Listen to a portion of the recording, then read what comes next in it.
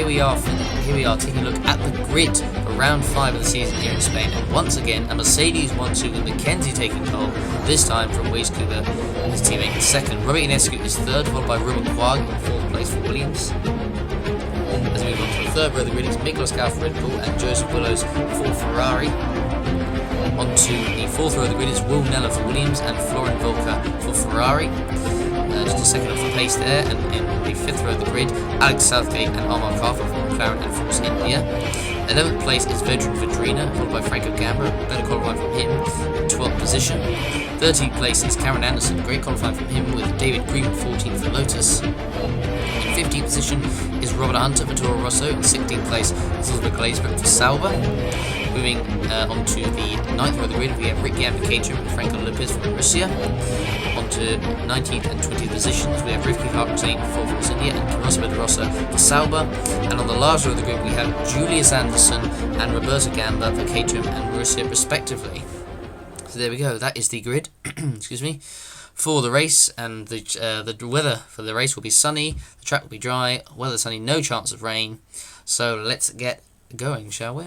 So we're now on the grid. 66 laps around the Circuit de Catalunya are about to start, as we now have lights on. We now have 2 lights, 3 lights, 4 lights, and now 5 lights are on. And we're underway for the Spanish Grand Prix. Who's going to get the jump into the first corner? Mackenzie's made a great start. Kuba hasn't made a great start, as Inescu's now coming alongside him as they head into turn 1. Can he get ahead of Kuba into the first corner, as Gal is looking behind, and so is Quag, who didn't make a good start himself. It's side by side for seconds. Mackenzie keeps the lead. Kuba is just about hanging on to Inescu. He's now on the inside, coming through turn 3. Can he keep the position? It's still side by side, as Roman Quag is right behind, ready to pick up the pieces if they collide. He tries to make it a move in the inside to Quag, but he can't do it. Kuba on the inside of Inescu, and he just about keeps second place. Quag just behind in 4th, with Gal in 5th, Willows in 6th. Cameron Anderson's up to 7th. How on earth has he done that? Cameron Anderson for Caterham has moved up to 7th place.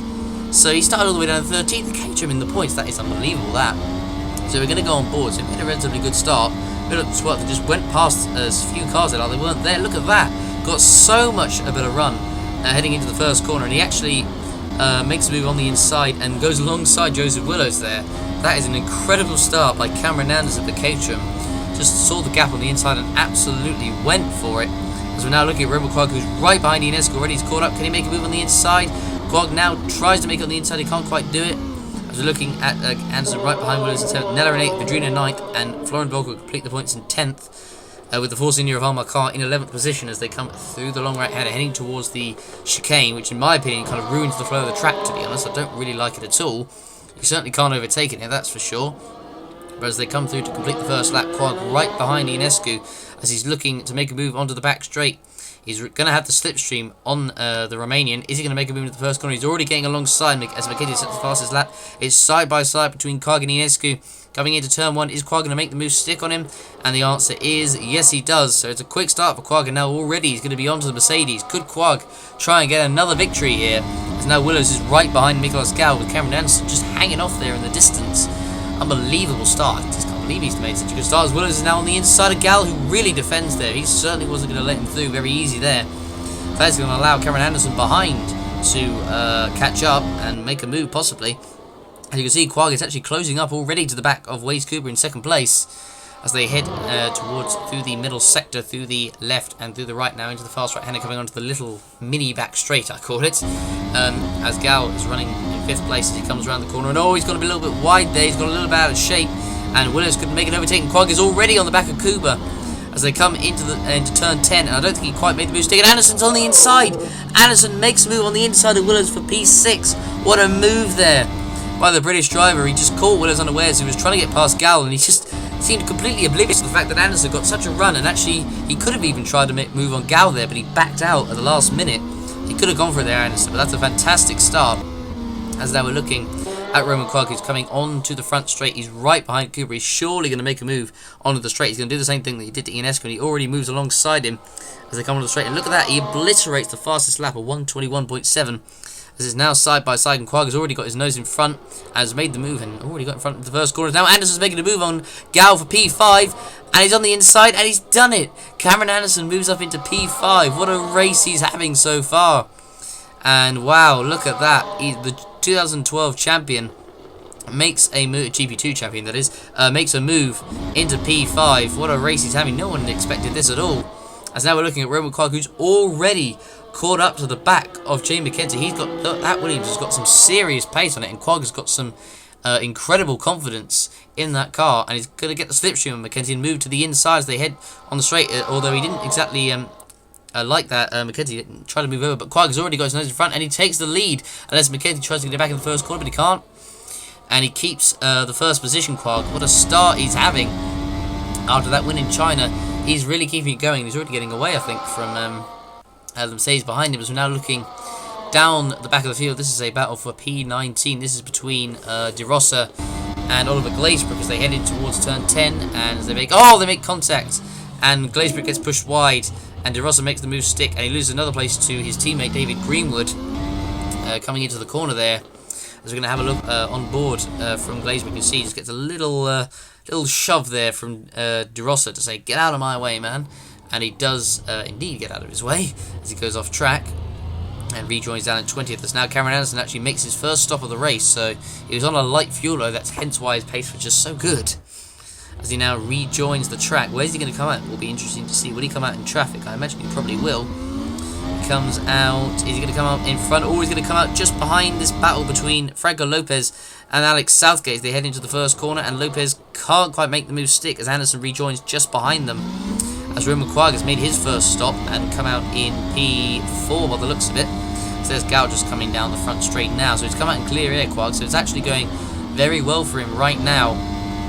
As we're looking at Inescu running in third. So currently Mercedes 1-2 with McKenzie leading, Kuba in second position as they're coming through on lap 16 of this race. Quark is certainly in the best position right now, you have to say. As we're looking through the rest of the order, there's Huxley running 111th, actually. Huxley will be pitting this lap, in fact, as Kuba is coming around. And oh, there's contact, and oh, Southgate's over! And Southgate has rolled his car at the first corner, and there was contact from Franco Lopez there for sure.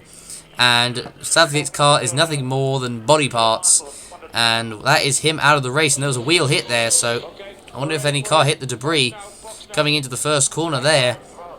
But he just rejoined as he was getting tapped and then got spun around. Let's go on board with Franco Lopez heading into the first corner. And you can see as he comes into the first corner, there was the contact and then just flips over the car. That was a spectacular crash there for Alex Southgate. And there it is once again. Car gets flipped over and the car disintegrates on impact. And it happened actually right in front of Cameron Anderson, who manages to just about get through that. And I'm pretty sure there was a bit of debris that was hit coming through, but the incident between Lopez and Southgate is going to be under investigation, so we're going to have a look at this from another point of view. And there was the flip over, and that was Southgate's race done and dusted. And I think, was it Franco Gamba who hit the debris? And oh no, and yes he does. How unlucky can this guy get? It's another incident for Franco Gamba. He's had a horrendous start to this season. It's just not gone very well for him at all. As we're looking now at Roman Quark, who's caught up to the back of Robin Inescu. A little bit of deja vu, obviously, as Quark overtook him on the first lap. They're now coming down the straight, and Quark on fresher tyres is going to do the exact same thing again. He's got some serious pace in that car.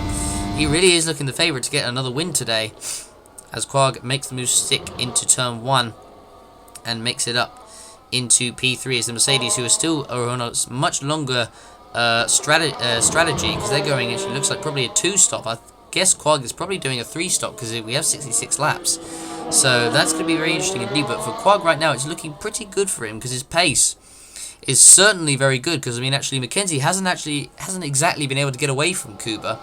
They're obviously clearly on similar pace.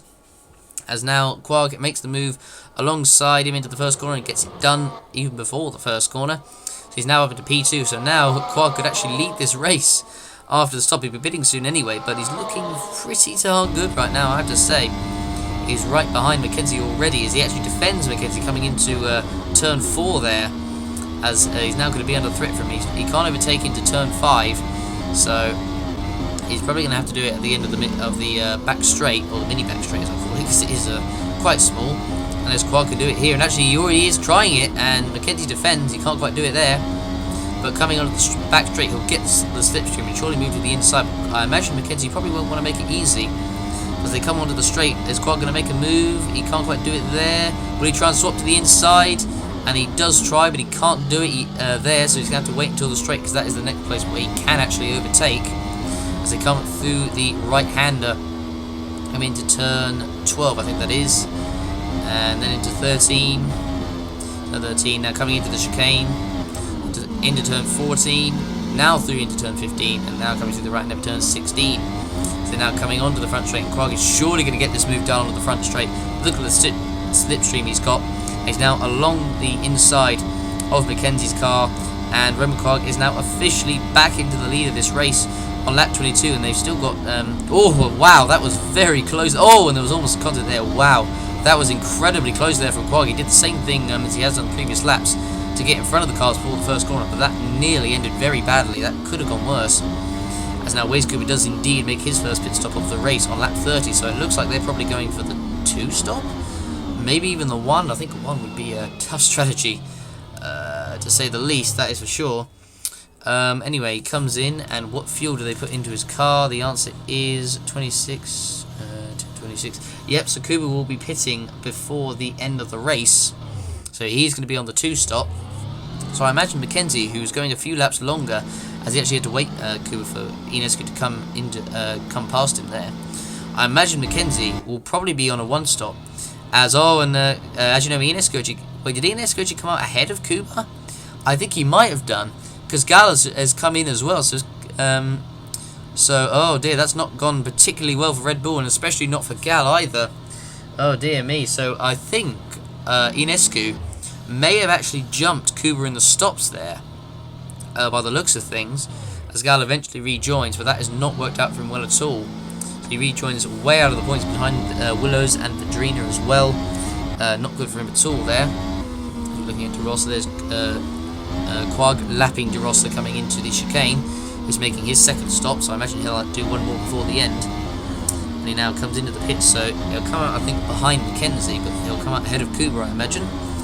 And the incident between Franco Lopez and Alex Southgate has been concluded as a racing incident, so no action taken against either driver. As now Quag comes into the pits, let's see how much fuel they put into his car. And yep, 25 laps, so he'll be making another stop before the end. It's looking pretty good for him right now, as he comes out at 7.1. That was a little bit slow, not the quickest stop in the world, but regardless, he now comes out of the pits and rejoined in 2nd place. So now we have a battle for P5 here. This is between, I believe, this is Robert Inescu battling with Florin Volker, with Kuba just behind as well, as they're coming onto the front straight. So Volker, who I don't actually know if he's pitted or not this race, I don't believe he has, as they're now coming side by side onto the straight. Inescu on the inside as they're heading towards turn 1, and is he going to have the move done? The answer is yes, he is, and he makes the move stick for P4. As we're looking now at Will Neller making his 2nd stop. I mean, I don't think I remember seeing him actually make a 1st stop, but I could be wrong. But anyway, he comes in for his 1st or 2nd, I don't know. But let's just see if they fuel into the end of the race. I think it'll be a tough ask if they do, but let's see anyway. And 24, nope, so they're not going to send him to the end. I think that's why it's going to be quite late, but it'll be on much fresher tyres come the end of the race. 6.1 second stop, and he comes out, looks like, just inside of the points. Comes up behind Veteran Vadrina in the McLaren, as Cameron is just coming down the straight there for Caterham. Having a fantastic race so far. As Roman Quag running into P2 right now, he's going to be right behind Mackenzie, as here he is, already behind Mackenzie, who's yet to pit, and I imagine he'll be pitting very soon. He had a few laps more fuel than Waze Cooper did, so I think Mackenzie's going to be going on the 1 stop here, and I'm not sure that is going to really work out. I don't really think it will. But anyways, Quag is now making a move on Mackenzie, who was the race leader, and Quag makes the move stick into turn 1 and takes P1 back. So it's looking pretty darn good for him right now, I have to say. As Mackenzie actually, as we speak, he comes in now on lap 37. So will they fuel him to the end? And the answer is yes, they do. So Mackenzie on the one stop. Going to be trying something else here. I don't think that's going to be enough to get the victory, but we shall see as he comes out of the pits. So he comes up behind Ionescu, and he comes out behind Waze Cooper as well. Will he come out ahead of Florian Volker in the Ferrari? And the answer is yes, he does. He comes out in P4. I'd have fresher tyres, but he's going to have to preserve them if he wants to get to the end of the race. That is for sure. As we're looking on lap 39, as well as makes a move on Florian Volker for P5, and I don't believe Volker has actually pitted yet, as he now does make his way into the pits for, I believe that is his first stop of the race. I think it is. So he now comes into the pits for the first time, and let's see where he will come out onto the track. Excuse me. 5.7 seconds. That was pretty quick by Ferrari, but they're well known for their quick stops anyway. And where will he come out onto the track? And the answer is comes outside of the point. Comes out in P11, but of course he'll be going to the end. As now we're looking at, I believe this is Mikolas Gau, who's right behind Cameron Anderson, coming into the corner, and there's contact, and there's a big collision there. And Roberto Gamba is out of the race after that collision with Mikolas Gau and Cameron Anderson. Unfortunately for Anderson, that is going to most likely take him out of points contention. And that was unfortunate for Gamba, who got caught up in that incident there. So that is Roberto Gamba going to be out of the Spanish Grand Prix. Unfortunate for him.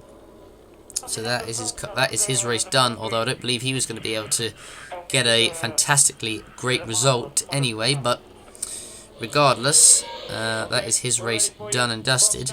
So we're going to have a look at a replay of that. So unfortunately, you could just see that coming. Anderson trying to defend from Gau, and then Cameron Anderson tried to defend on the inside. Maybe Anderson came over on him a bit too much, and then unfortunately once he got hit, Anderson couldn't stop the car, and Roberto Gamba unfortunately was an innocent bystander in that. So we're going to have a look on board. So Gau made a move on the inside, and then Anderson then made a move to the left to try and defend from him. I don't think that was probably. I think he should have probably just let him go, if anything, because unfortunately that was just a collision waiting to happen. And unfortunately for Anderson, couldn't stop the car, and then just cannons into the back of Roberto Gamba there. As we look at it on board from Anderson's point of view, as there was the contact right about there it was, and just gets a little bit of boost of speed, and then boom, there is the contact with Roberto Gamba. And unfortunately that is Roberto Gamba out the race, and Anderson's chance of points probably out the window as well. As we're looking now at David Greenwood coming onto the front straight, as Gau's obviously making his way into the pits to change his front wing. This is now right behind Franco Gamba in the Toro Rosso. It looks like he's probably going to make a move into the first corner. He's got the slipstream, makes a move on the inside. Gamba defends, and is Greenwood going to make the move stick? And the answer is yes. Gamba goes wide and comes back on the track, but fortunately no collision. But that is Franco Gamba down to what is, I think, effectively last, actually, as Armakar goes around the outside of him there to lap him, as Florian Volker comes around the rest of the lap. There's Armakar leading. Mikolas Gau comes out of the pits a lap down now, as Joseph Willows comes in for his first stop of the race. And let's see how quick where he will come out on the track. The pit stop itself was a 6.5. And where does he come back out onto the track? The answer is P9. So actually comes up behind his team Volker. So that's going to be an interesting battle before the end of the race, that's for sure, as he comes out in P9 into the points. Not been a spectacular race for Ferrari, but pace just hasn't quite been there this weekend, as there is, I think that was veteran Padrino coming into the pits this lap as well. Kuba is going to be coming in fairly soon, as here is Roman Quag, who's coming through the first three corners, now coming through the long right hand of turn 3. He'll be pitting soon as well. But right now for Roman Quag, it is looking all nice and rosy for him at the top. He's got a 23-second lead, so I think he actually might even make that 23.7-second lead.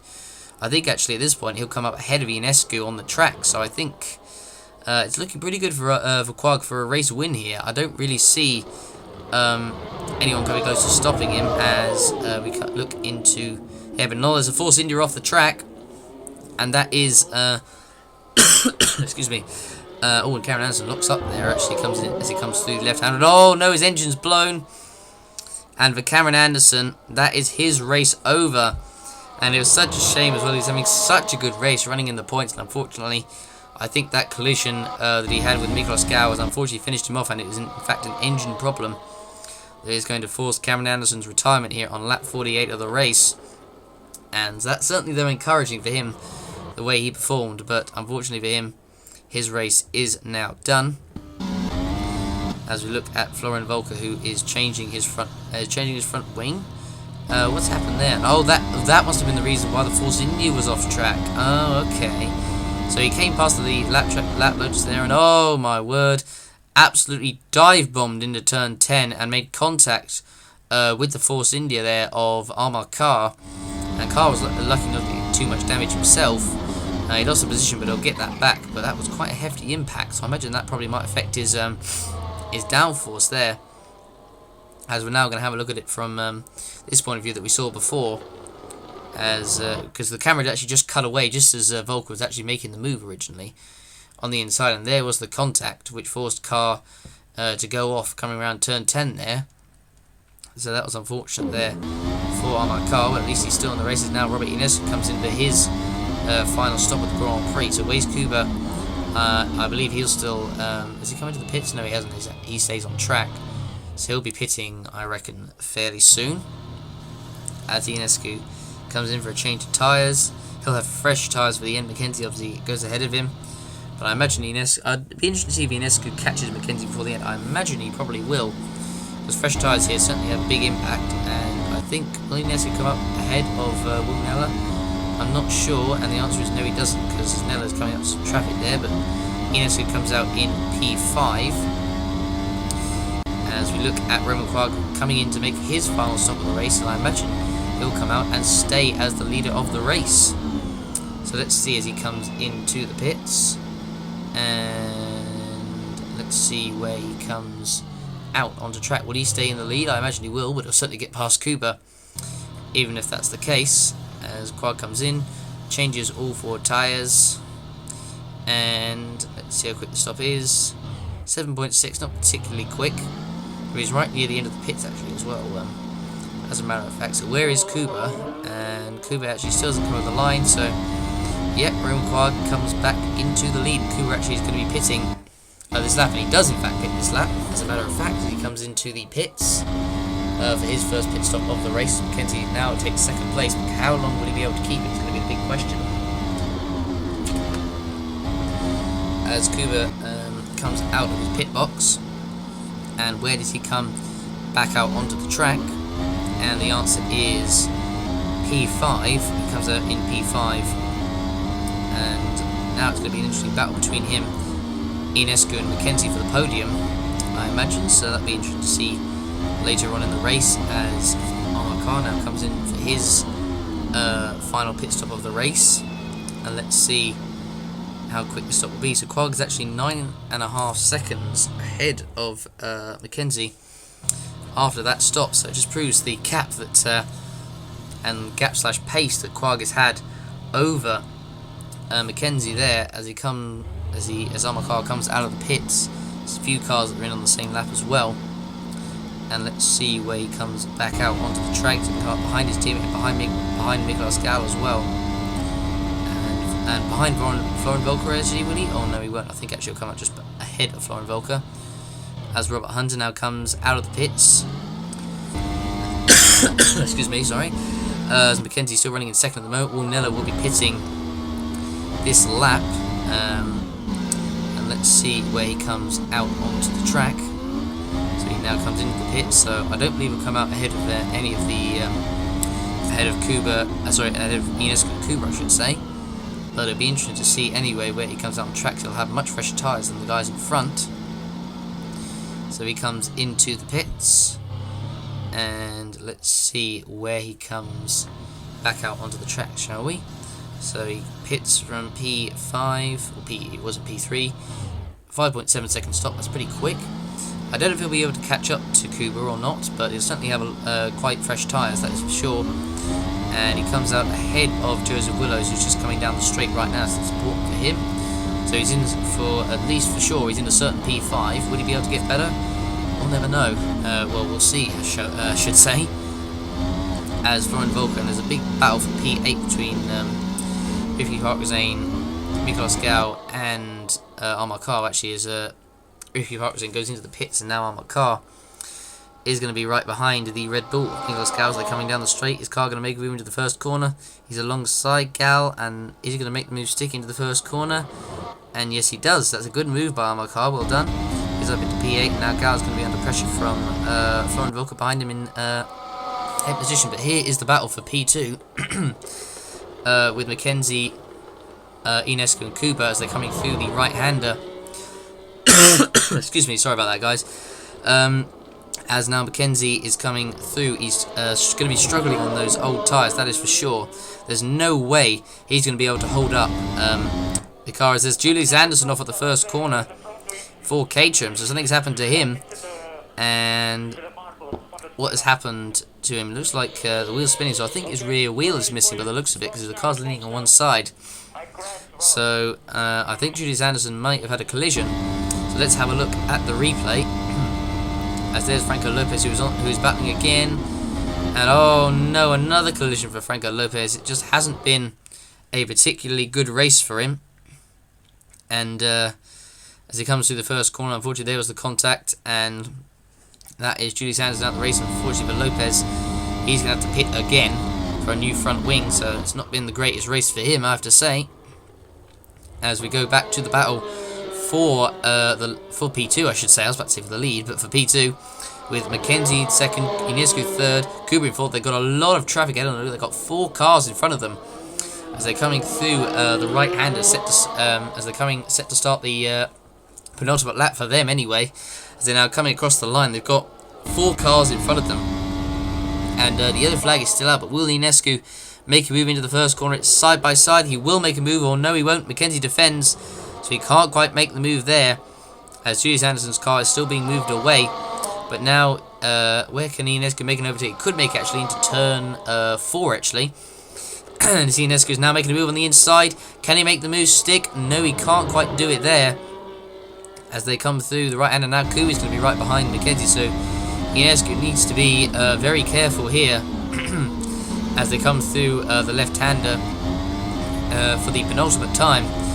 As look at the gap, 31 seconds the gap is to Ionescu, well, to Mackenzie, to Quark. I mean, it just proves the pace that Quark hasn't, although it's probably due to the fact that Mackenzie is currently just on, is just barely holding on here, as he's just about holding on to the position for Ionescu. Coming into turn 10, almost contact as Quark starts the final lap of the Spanish Grand Prix. And surely Ionescu's next opportunity is going to be on the front straight. Can Mackenzie hold on for one more lap? I don't know if he can. They've got traffic ahead as well, which could help, but I don't think they're getting quite close enough to it yet as they come through the chicane. I don't think Mackenzie's quite in the slipstream of the... I can't remember, is that Force India or Toro Rosso in front of him? No, Toro Rosso of Franco Gambri is not close enough, as Ionescu is going to now surely make a move. Coming into the first corner, Ionescu side by side with Jay Mackenzie, and Ionescu has surely got second set up before the first corner, and yes he has, he moves up into P2. That's a good move there by the Romanian, but can Mackenzie hold on to P3? I'm not sure, as Kuba's now right behind him as they're coming towards the end of the first sector, as now Kuba makes a move on Mackenzie and makes it into P3, and oh, Mackenzie's got a problem. Jay Mackenzie on the last lap of the race has got a mechanical problem, and the reliable Mercedes is, well, not so reliable. And oh my word, Mackenzie retires on the final lap of the Grand Prix. The car has just finally given up.